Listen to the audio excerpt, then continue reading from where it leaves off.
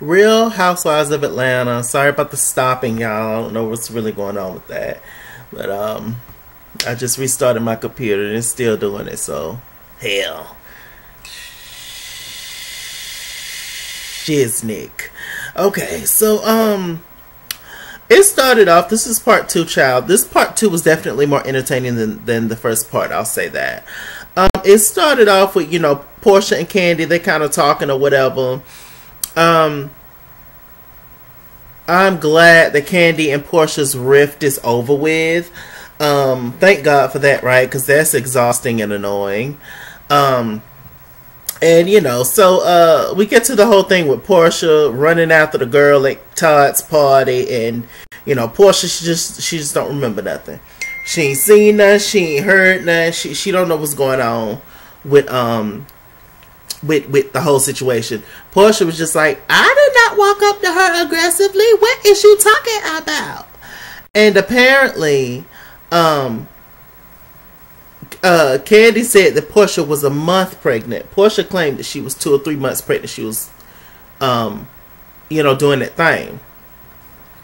Now, Kandi say that she, what Kandi say? It's raining. It's probably why I was doing that, outside. But Kandi, claimed that Porsha was drinking wine. Tennessee whiskey. And it was smooth as strawberry wine.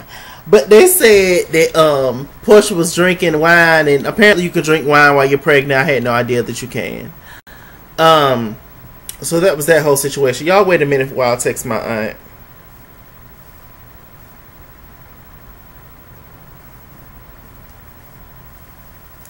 But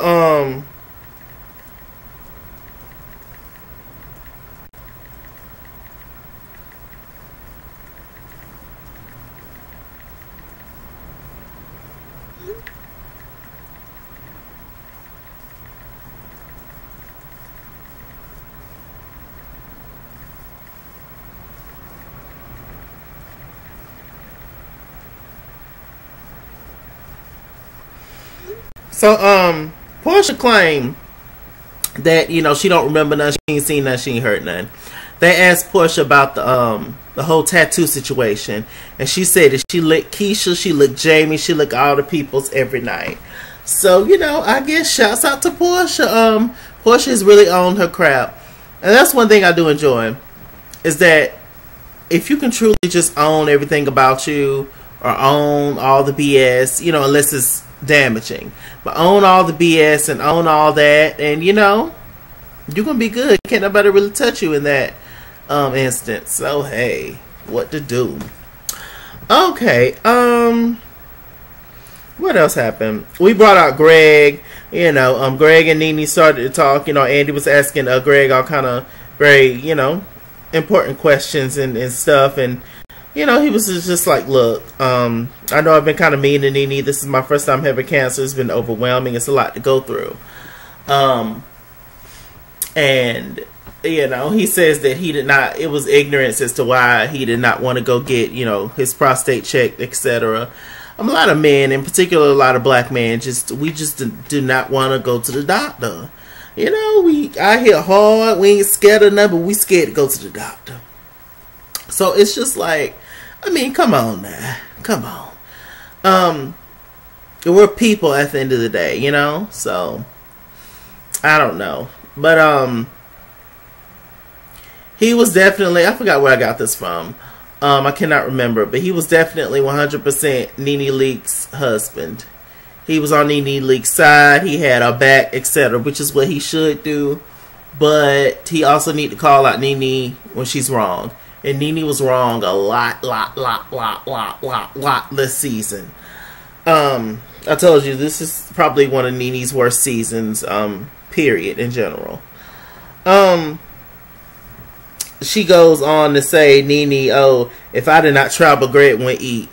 Greg is the reason why you're a housewife, right? Didn't he do real estate? Like, ain't his other family members? What's going on? Do Greg just not want them to hang, or not want his other family members to take care of him, or what's tea? Because I don't quite understand, like, what's really going on with that? Like, I understand that that's the wife, but why is everything in particular on Nene? He got sons. Like, he got like 4 sons, don't he? Like, what's the problem? Like, ain't nobody want to help? Like, is that it? Like, I don't know. It's just a lot of like holes and stuff in the story. But, you know, whatever. He came out there, he did his job. Thank God Greg is okay. He's doing well, and there you go. Okay, you know, the whole time Porsha was up there, she was switching and swashing and moving and adjusting. I'm sure she's very uncomfortable. They asked Greg and Nene before Greg walked out, was just like, do you want to save this marriage? I know y'all going through a lot. And he said, of course I do. I love my wife. And they asked Nene the same question, and Nene gonna say, well, I don't know. I can't really say in this moment. That Nene ain't nothing but the devil. You hear me? A mess. So we brought up Marlo and Tanya. I did not like either one of the dresses. But, you know, bless their heart. You know, it was just petty from the very, very beginning. Nene was just very nonchalant, very cold, very stank. She did not want anybody to get her out of her bag. I can't wait to next week, though, because we finally going to find out what's the whole Porsha belt situation. Nene, apparently she had a mental breakdown in the closet or something, and she, you know, don't want nobody to ask her nothing about it and all this other kind of stuff, and I don't know. I kind of feel like they put 20 on 10. I kind of feel like there's really no real issue that deep that happened in the closet. They're just doing this for ratings, but I mean, we're gonna see next week, ain't we? Yeah. Side note, I thought that Eva's hair was short all the way around, and I've said before that I love Eva with short hair, but it wasn't short all the way around. It was swooped in some kind of way and jailed down, and then the back was like long, but it didn't look right. I was like, oh no, I thought it was all cut short. You know, nice. Sorry about the glitches, y'all. But yeah, so I thought that's how it was looked. I mean, I thought that's how it was, you know, cut, but I guess not. It was, I didn't like it. Okay. They talked about how Tanya went from Nene's friend to Eva's friend. Nene feels like that Tanya owes her, like she do a lot. She says she feels like she is the reason why Nene is a lot of the reason as to why Tanya's sitting on that stage. I heard word on the street is that Tanya is getting a peach next season. Now the gag is that if Tanya get a peach before Marlo get a peach, won't that be funny?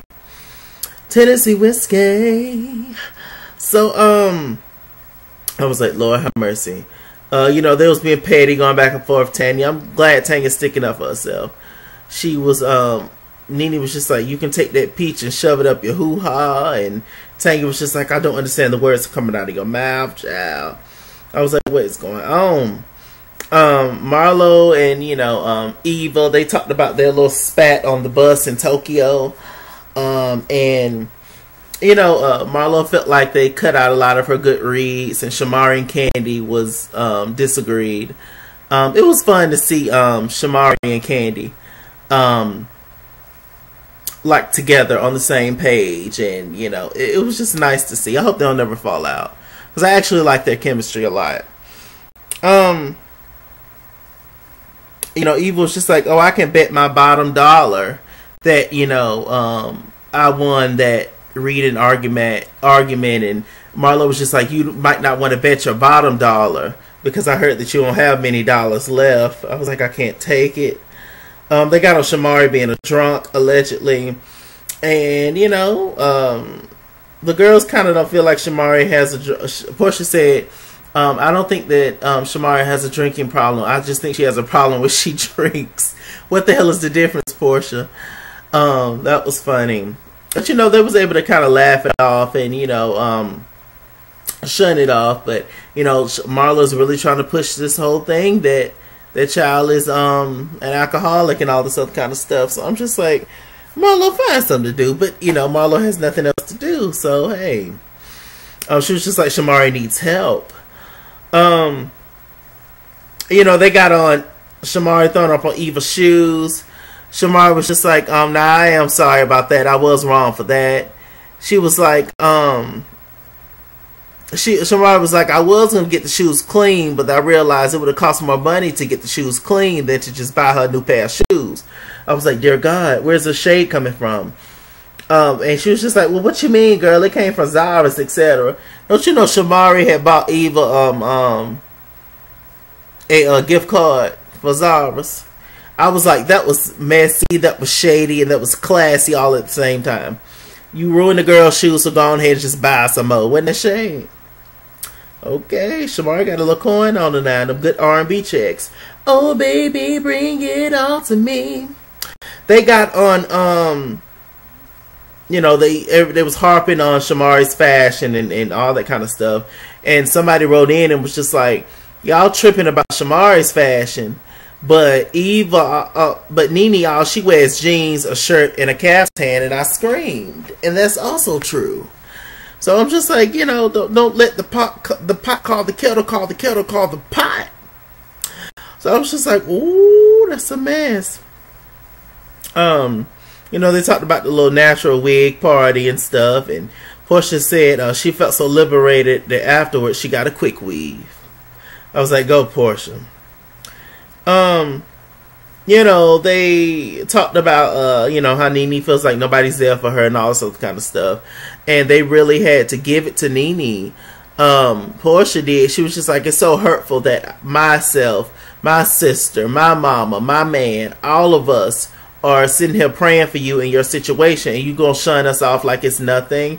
Nene had absolutely nothing to say. I was waiting on somebody to slap the taste out of Nene's mouth. It never happened. I'm not for violence at all, but Nene definitely need to get hit one time. On one hand, I appreciate Nene for keeping a poker face and not letting people seemingly get to her. But on the other hand, it's just like everything they did, everything they're saying about you, Nene, is absolutely true. So you have to own something. But does Nene ever own anything? So we're going to see, child. I think that was it. This part 2 was more entertaining in the sense that, or better, in the sense that it was funnier. There was just a lot of shade going back and forth. A lot of shade. It was definitely funny. Sitting there watching Kandi and Shamari cackle back and forth, it kind of reminded me of the season when Sheree had just came back. And it was Sheree and Kandi sitting on the end, and they was cackling going back and forth. So yeah, it was definitely petty, but you know, Marlo was there, so there you go. I think that was it, y'all. I thought I had more to talk about. Let me see. No, I think that was it. With that said, I'm Mr. Chalaki. Mr. Chalaki on Google Plus. Follow me at Xscape Instagram and Twitter, at Xscape89 on Snapchat, Chase King on Facebook, Mr. Chalaki on Cash App and PayPal. Run me my money or run me my fade. Run me my money the way I get paid. Stay black, stay tuned. Click that notification bell, and I'll see you guys later. Bye-bye.